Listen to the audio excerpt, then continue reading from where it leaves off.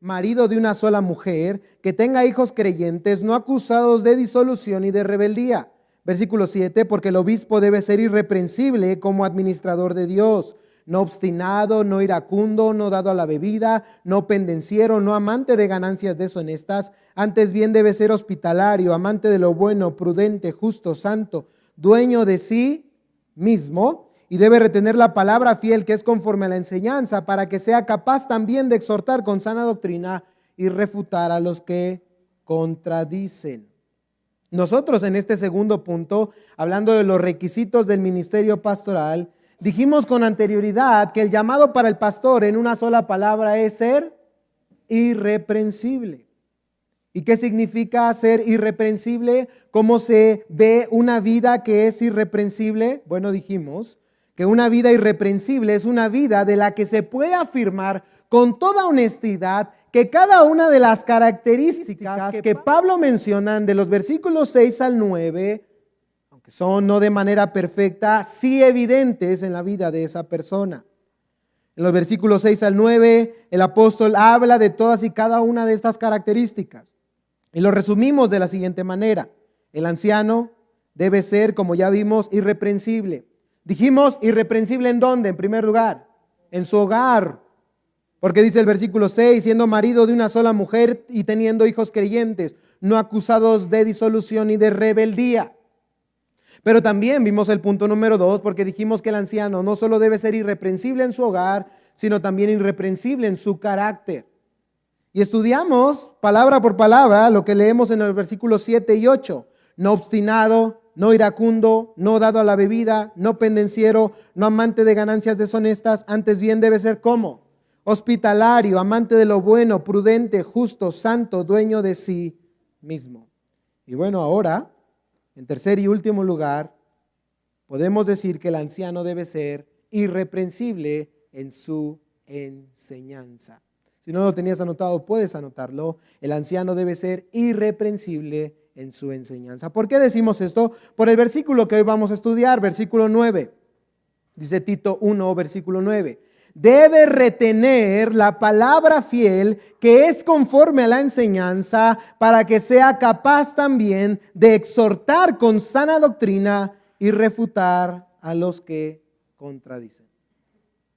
Hasta ahora, amados hermanos, las características estudiadas anteriormente se centraban en el carácter del candidato a ser pastor.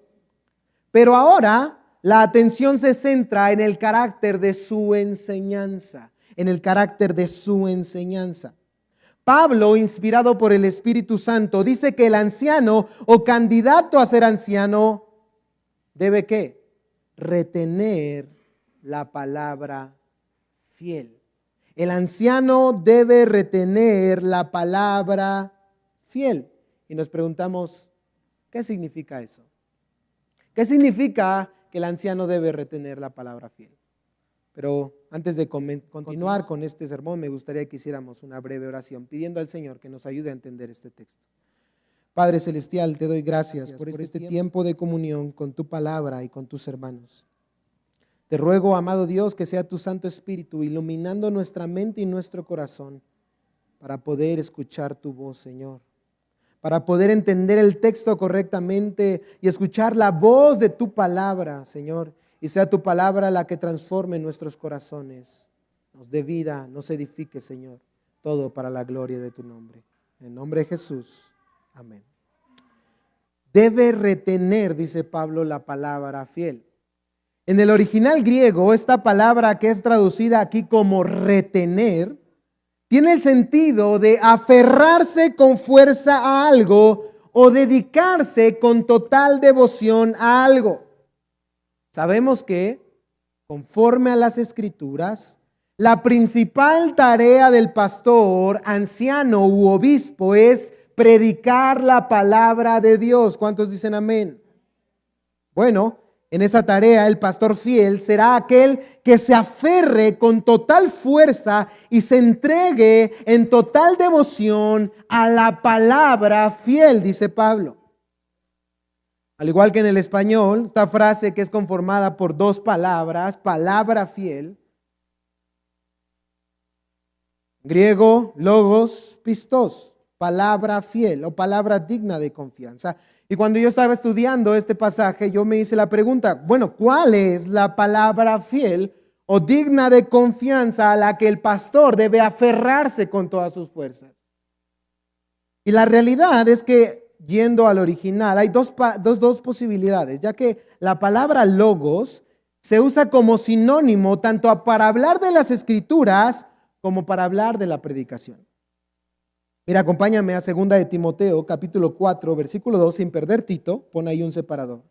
Y mira en este versículo un ejemplo de la palabra logos usada como sinónimo para hablar de las escrituras. 2 de Timoteo, capítulo 4, versículo 2. ¿Qué le dice Pablo a Timoteo? Un versículo muy famoso. Predica la palabra, logos. ¿De qué está hablando ahí Pablo? ¿Qué tenía que predicar Timoteo? Las escrituras, ¿no? Las escrituras. Pero ahora ve a 1 de Timoteo 5:17, 1 de Timoteo 5:17, y observa este otro ejemplo de este mismo término en griego logos, pero ahora usado como sinónimo para hablar de la predicación. No de las escrituras, sino de la predicación. Dice 1 de Timoteo 5:17, los ancianos que gobiernan bien sean considerados dignos de doble honor, principalmente los que trabajan en la predicación. En el griego es logos también. Entonces, la pregunta que surge es, ¿qué quiere decir Pablo en Tito 1:9 cuando dice que el anciano debe retener, que debe aferrarse a la palabra fiel? Que todo aquel que desee el obispado, todo aquel que desee ser pastor, uno de los requisitos debe ser que se aferre a la palabra fiel. Bueno, yo creo firmemente que está hablando de la predicación. Y tú dirás, bueno, hermano, entonces todos los pastores califican porque todos o la mayoría predican. Pero un momento, la pregunta es, ¿todos predican fielmente? Lamentablemente no. Por eso el texto dice que la palabra o predicación que es fiel, la palabra que es digna de confianza, ¿cuál es, hermanos? Vuelve a Tito 1:9. Debe retener la palabra fiel que es conforme a la enseñanza. Entonces, ¿cuál es la predicación que es digna de confianza? ¿Cuál es la predicación que es fiel? Dice Pablo, la que es conforme a la enseñanza. Y ahora otra pregunta. Oye, Pablo, pero ¿a qué enseñanza te refieres, no? Bueno, esta palabra en griego, didaché, es usada en otros pasajes bíblicos que nos pueden enseñar a qué enseñanza Pablo se está refiriendo. Pablo, por ejemplo, usa esta palabra, didaché, en Romanos 6:17, por favor acompáñame, para hablar de la enseñanza que había hecho libres del pecado a los cristianos en Roma. Dice Romanos, capítulo 6, versículo 17, lo siguiente. Pero gracias a Dios, que aunque ustedes eran esclavos del pecado, se hicieron obedientes de corazón a aquella forma de doctrina, en griego, didaché, misma que aparece en Tito 1:9, a la que fueron entregados. Pablo en este versículo le habla a los romanos de una doctrina, una enseñanza que había sido entregada a ellos para libertarles del pecado. Pero otra pregunta, ¿quiénes eran quienes entregaban esa doctrina? La respuesta la encontramos en 2 de Tesalonicenses capítulo 2 versículo 15. 2 de Tesalonicenses capítulo 2 versículo 15 dice: así que, hermanos, estén firmes y conserven las doctrinas que les fueron enseñadas ya de palabra, y subraya, ya por carta nuestra. Hermanos, ¿quiénes escribían las cartas a las iglesias? Los apóstoles. ¿Y de quién recibieron esa enseñanza los apóstoles? Del mismísimo Señor Jesús. Y ahora una de las preguntas más importantes que te voy a hacer hoy: ¿dónde encontramos esa enseñanza? Aquí está. ¿Dónde encontramos, hermanos, la enseñanza apostólica que fue dada a ellos por el mismísimo Señor Jesús? Aquí está, en las Escrituras. Aquí está la enseñanza apostólica de la cual Pablo está hablando en Tito 1:9. Entonces yo les pregunto, ¿cuál es la enseñanza que Pablo cataloga en Tito 1:9 como la predicación que es fiel, la que es digna de confianza? Aquella predicación que está de acuerdo, que está en consonancia a la enseñanza apostólica. Y una vez más, ¿dónde está esa enseñanza? En las Escrituras. Esa clase de predicación a la que todo aquel que desea ser un pastor fiel, idóneo para el Señor, debe aferrarse con todas sus fuerzas, entregarse por completo. Y esto, lo creas o no, tiene muchas implicaciones prácticas para nosotros hoy. Porque déjame decirte algo que en esta iglesia creemos fervientemente. Y es que no hay otra forma de predicar fielmente que no sea a través de la predicación expositiva. No hay otra forma de predicar fielmente que no sea a través de la predicación expositiva. Y nos preguntamos, ¿no? ¿Qué es la predicación expositiva? Su nombre lo dice. Es aquella predicación que expone el texto. No es aquella que impone ideas al texto, sino que extrae del texto su significado y lo aplica para nuestra vida hoy. Nosotros no queremos escuchar aquí domingo tras domingo lo que opina el pastor, ¿o sí? Para eso pues le prendo a Ventaneando o cualquier otra casa, el programa. Nosotros no queremos escuchar aquí lo que opina el mundo. Nosotros no queremos escuchar aquí de psicología o de las nuevas tendencias. No, nosotros queremos escuchar aquí domingo tras domingo la palabra de Dios. Pero quiero decirte algo hoy. No basta con abrir la Biblia, hermano. No basta con abrir la Biblia. Lo siento, pero no. Este es un trabajo arduo que se refleja en cómo el apóstol Pablo lo expresa en Tito 1:9. Él dice, debe retener la palabra fiel, debe aferrarse con todas sus fuerzas. Y hay un pasaje que nos puede ayudar a entender eso aún más. Lo leímos hace un momento, pero ve una vez más a 1 Timoteo 5:17. 1 Timoteo 5:17.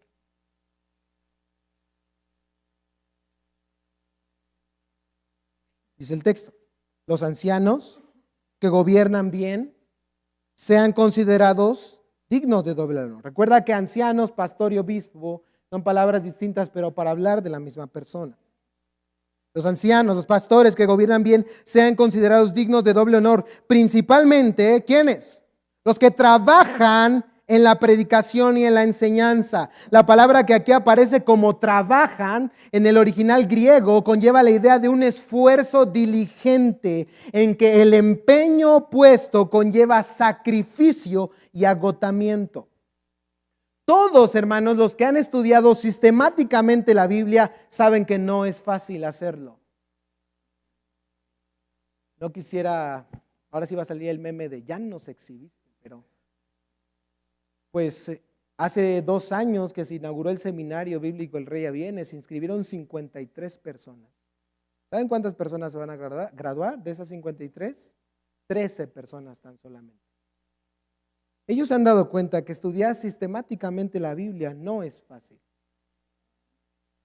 Es fácil, hermanos, tomar unos cuantos versículos y no tratar de entender lo que significa, sino imponer nuestras ideas y acomodar los versículos de tal manera que digan lo que yo quiero que digan.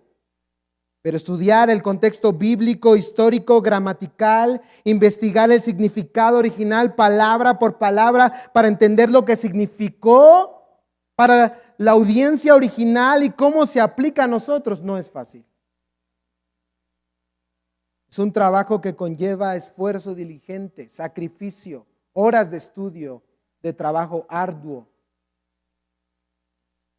John Stott, predicador inglés del siglo pasado, y quien escribió un libro que recomiendo mucho llamado Predicación, Puente entre dos mundos, dijo en alguna ocasión lo siguiente: la predicación expositiva es una disciplina bastante rigurosa.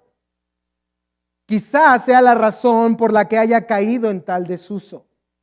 Solo es emprendida por aquellos que están preparados a seguir el ejemplo de los apóstoles y decir: no es justo que nosotros dejemos la palabra de Dios para servir a las mesas. Nosotros persistiremos en la oración y en el ministerio de la palabra. Él sigue diciendo: la predicación sistemática de la palabra es imposible sin el estudio sistemático de ella. No es suficiente repasar por encima algunos versículos en la lectura bíblica diaria, ni estudiar un pasaje solo cuando tenemos que predicar sobre él. No, debemos empaparnos en las Escrituras. Debemos no solo estudiarla como a través de un microscopio para captar todos los detalles lingüísticos de unos cuantos versículos, sino también tomar nuestro telescopio y recorrer la amplia vastedad de la palabra de Dios, asimilando su tema grandioso de sabiduría divina en la redención de la humanidad. Escucha con atención esto que te voy a decir.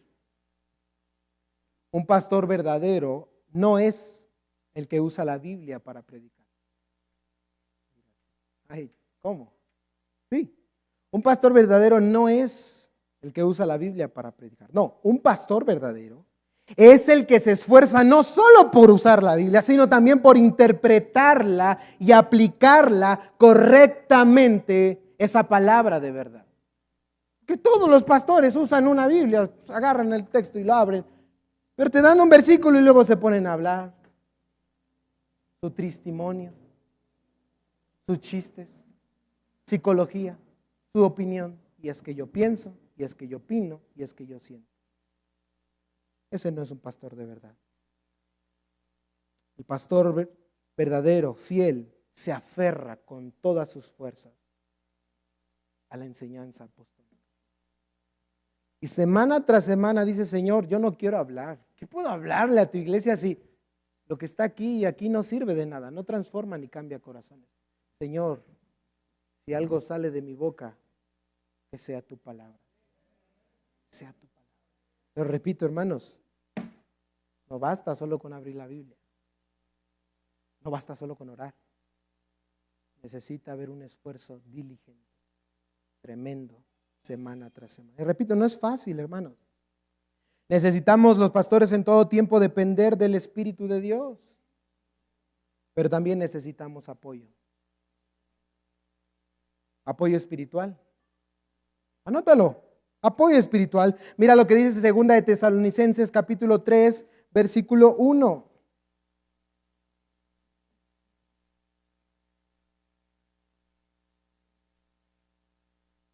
Segunda de Tesalonicenses capítulo 3, versículo 1. Finalmente, dice Pablo, hermanos, oren por nosotros, para que la palabra del Señor se extienda rápidamente y sea glorificada, así como sucedió también con ustedes. Yo te pregunto hoy, ¿estás orando por tus pastores? Es más, ¿quién oró por la predicación de hoy? ¿Quién oró para que el Señor hoy fortaleciera nuestro corazón y nuestro entendimiento para entender la verdad de su palabra y ser fieles a ella, y así la gloria de Dios sea proclamada? Lo necesitamos, hermano.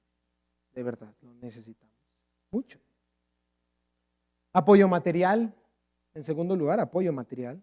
Mira lo que dice Gálatas capítulo 6, versículo 6. Gálatas capítulo 6, versículo 6. Y al que se le enseña la palabra, ¿cuántos de aquí se les enseña la palabra? Que comparta toda cosa buena con el que le enseña. Esta semana en mi trabajo, hermanos, me pidieron de emergencia cambiar un tanque de gas, pero ¿qué creen? No tenían pinzas o alguna llave para poder hacerlo.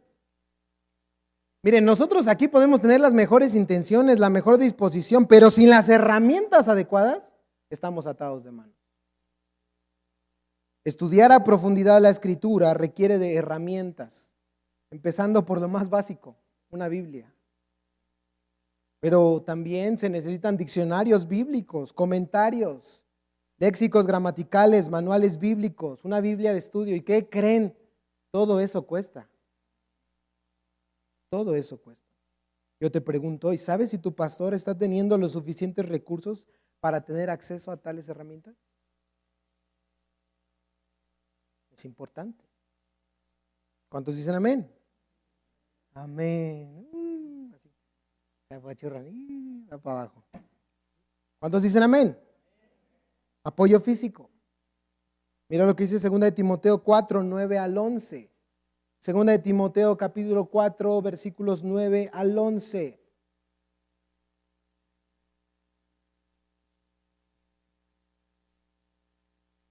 Segunda de Timoteo 4, 9 al 11 dice Pablo a Timoteo: procura venir a verme pronto, pues Demas me ha abandonado, habiendo amado este mundo presente, y se ha ido a Tesalónica. Crescente se fue a Galacia y Tito a Dalmacia. Solo Lucas está conmigo.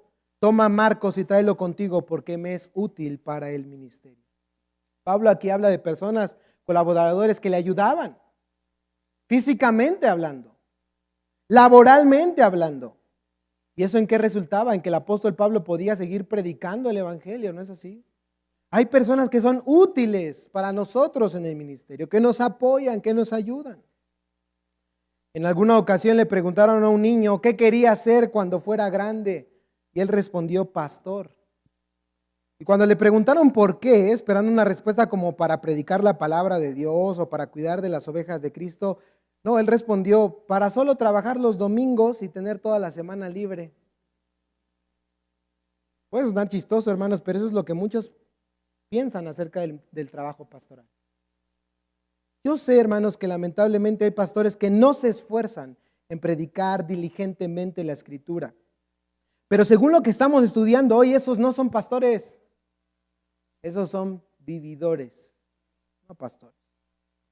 Un pastor es el que, como Pablo le dijo a Timoteo, ¿se acuerdan? 2 de Timoteo 2:15, procura con diligencia, con esfuerzo, presentarte a Dios aprobado como obrero que no tiene de qué avergonzarse, que usa bien, que traza bien la palabra de verdad. La pregunta es si eres consciente de que para bien de tu propia alma y el bien de la iglesia, el pastor debe pasar horas de estudio diligente para traer el alimento bíblico a tu vida en el día del Señor. Si lo entiendes, yo te pregunto, ¿alivia su carga de trabajo apoyándole en el trabajo de la iglesia conforme a los dones que Dios te ha dado? ¿O solo vienes, tomas un lugar, recibes, pero no apoyas? Todos y cada uno de los que estamos aquí, si somos cristianos, hemos recibido un don por el Espíritu de Dios. Y ese don es para edificar la iglesia. Somos un cuerpo. Cada uno de nosotros tiene una función. Mi tarea como pastor es principalmente estudiar diligentemente en la semana para predicar el mensaje de Dios. Gracias a Dios por las distintas áreas que se han levantado en esta iglesia: el mantenimiento, la logística, la hospitalidad, la misericordia, la multimedia, la alabanza. Todavía yo preocuparme por tocar el piano, todavía preocuparme por el mantenimiento de la iglesia, todavía preocuparme por el ministerio de los niños. No, hermanos, no es posible. ¿Se acuerdan con qué propósito los diáconos fueron levantados por el Espíritu Santo en la iglesia? Para que los apóstoles, que fueron los primeros pastores, pudieran dedicarse a la oración y a la enseñanza. Somos un cuerpo, hermano. Y cada rol, cada trabajo es igual de importante. Se complementan mutuamente.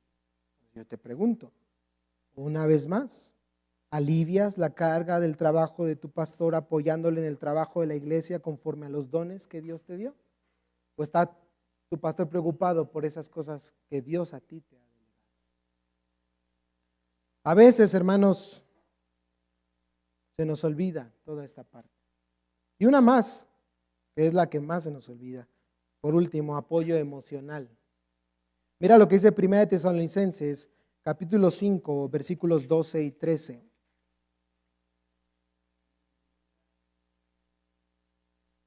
1 Tesalonicenses, capítulo 5, versículos 12 al 13.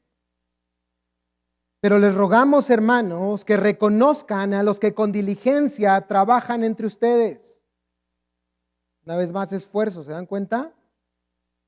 Y si nosotros nos esforzamos, mínimo, ¿qué deberíamos de obtener de ustedes? Dice, reconocimiento. Pero les rogamos, hermanos, que reconozcan a los que con diligencia trabajan en ustedes y los dirigen en el Señor y los instruyen, y que los tengan en muy alta estima con amor, por causa de ¿qué? De su trabajo. Pero como les digo, algunos no lo valoran, hermano. Algunos piensan que nos rascamos la panza toda la semana. Repito, ya sé que hay gente que lo hace así, pero no todos, por la gracia de Dios, somos así. Hemos dicho una vez más, no idolatremos a los pastores, pero tampoco los menospreciemos. La Biblia nos llama a respetarlos, a amarlos, a honrarlos, a apoyarles. Eso es lo que la palabra de Dios nos enseña. Y si se da cuenta, al fin y al cabo es para bien de la iglesia. Resulta en el bien de la iglesia y en la gloria de Dios. No es un pastor que tenga que preocuparse todavía por tantas otras cosas materiales, físicas en la iglesia. No va a tener tiempo de estudiar, hermanos, y pues va a venir aquí a, ¿cómo se dice cuando una persona no está preparada? Improvisar, exactamente. Aquí improvisar. Y lo que hable no va a salir de aquí, sino de aquí. Y no queremos eso en esta iglesia. Por eso yo les digo, hermanos, hay que hacer lo que nos corresponde. Cada uno tiene una tarea, una responsabilidad dada de parte de Dios. Y como le digo en esta última parte del apoyo emocional, solemos olvidarla, pero el pastor también necesita ser pastoreado. El pastor también necesita ser animado. El pastor también necesita sentirse amado. O sea, él también pasa por momentos de desánimo. Aunque usted no lo crea, él también se desanima. ¿Usted ha sentido ganas de dejar el camino del Señor? Ya, decir, ya no puedo. Pues nosotros también, hermanos. Cuando vienen las circunstancias difíciles, ¿usted ha dudado de la palabra de Dios, de las promesas de Dios? ¿Ha flaqueado su fe? ¿Usted por qué cree que la de nosotros no? Somos seres humanos. O sea, no somos Superman. Algunos nos dan como Superman, nos ven como... No, hermano. Somos seres humanos, pecadores, falibles, débiles. Solo la gracia de Dios puede ayudarnos. Nosotros también nos cansamos, hermano. Nosotros también quisiéramos el domingo para salir con nuestra familia e irnos por ahí, pero tenemos un compromiso con Dios y con ustedes. Nosotros también nos hemos llegado a sentir solos. Y muchas veces, hermanos, como lo vemos a lo largo de las Escrituras con los profetas y los apóstoles, después de hacer un esfuerzo tremendo por predicar la palabra de Dios, lo único que recibimos son críticas y menosprecio. Es que el pastor no me ha llamado. Pues tú llámale. A lo mejor está igual de desanimado que tú. Es que el pastor no me ha saludado. Pues tú salúdale, hermano. Porque a lo mejor necesita una palabra de ánimo al igual que tú. Es que ya no voy a ir a la iglesia. ¿Por qué? Es que siempre ahí nos hablan de lo mismo. Siempre nos hablan de la Biblia. Pues hermano, ¿de qué quieres que te hablemos? Porque ¿qué es lo que quiere la gente hoy, hermanos? Entretenimiento, ¿no? A ver, hermanos, hoy ya no vamos a predicar. ¿Qué les parece si mejor hacemos un mega show con espectáculo, música y diversión? O cosas novedosas, es lo que quiere la gente. ¿Qué les parece, hermanos, si hacemos un concierto de música electrónica, pero cristiana? O cosas que la iglesia nunca había hecho antes. Ya, y miren, empezamos con los panderos, ¿verdad? En iglesias, pero ¿y ahora hasta trapecistas hay? No, de verdad, o sea, métase en YouTube un ratito. Hasta trapecistas y toda la cosa. El pastor verdadero es aquel que no va a darle a la gente lo que ella quiere, sino lo que Dios quiere para sus vidas.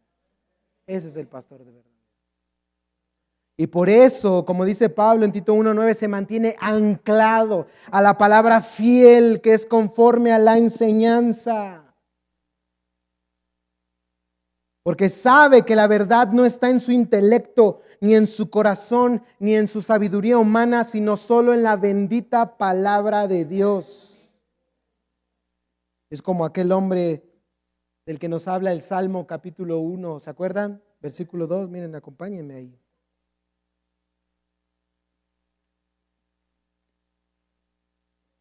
Salmo capítulo 1.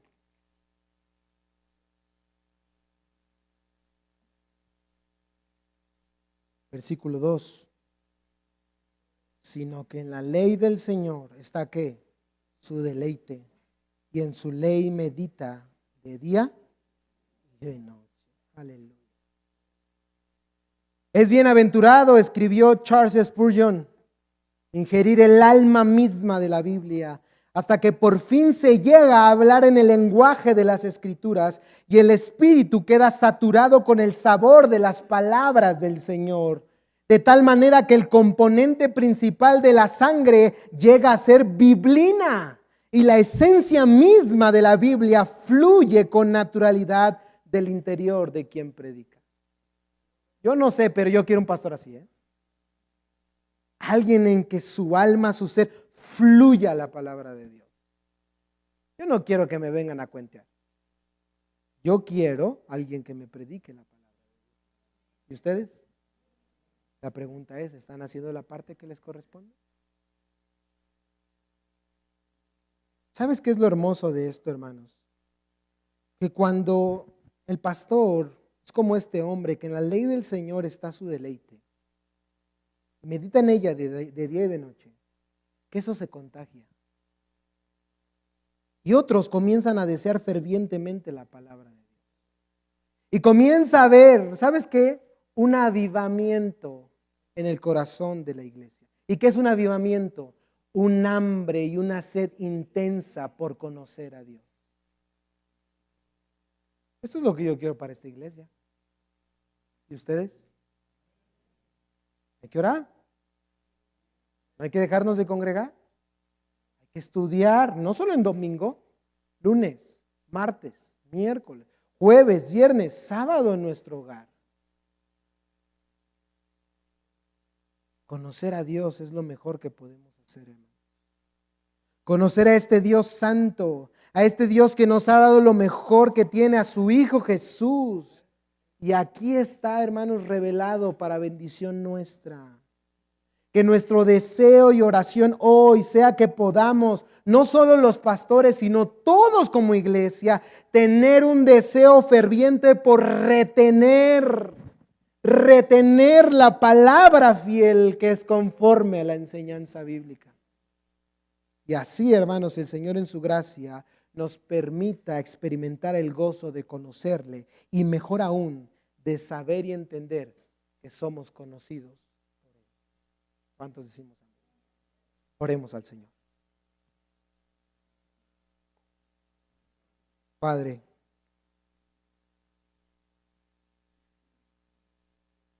este es nuestro llamado, Señor. Pero reconocemos que no podemos hacerlo en nuestras propias fuerzas. Reconocemos que nuestro corazón es engañoso y pecaminoso, Señor, y que constantemente se desvía. Y que ponemos muchas excusas en nuestra mente, Señor, para no apoyar, para no esforzarnos, para no ser diligentes. Pero, oh amado Dios, quita hoy de nosotros toda clase de orgullo y permítenos ser como aquel hombre del que habla Isaías 66, un hombre contrito y humilde de espíritu y que tiembla ante tu palabra, Señor. Ayúdanos a valorar, amado Dios. Ayúdanos a amar tu palabra, a tener en ella nuestra delicia y que como iglesia, Señor, podamos anclarnos, fundamentarnos en la verdad de la Escritura. Señor, solo tú puedes ayudarnos. Perdona nuestra negligencia, perdona nuestra indiferencia, perdona nuestra actitud arrogante ante tu bendita palabra, Señor. Que hoy tu Santo Espíritu nos lleve, amado Dios, como iglesia, a un amor intenso por tu verdad, a un deseo ferviente por conocerte, Señor. Y si así te place, Señor, traer un avivamiento en esta iglesia, un avivamiento real y genuino, de una sed y una hambre de conocerte a ti, Señor, y de amarte a ti por sobre todas las cosas. De tal manera que podamos decir, juntamente con el salmista, oh, cuánto amo yo tu ley, porque en ella está Cristo Jesús. En el nombre de Jesús oramos. Amén.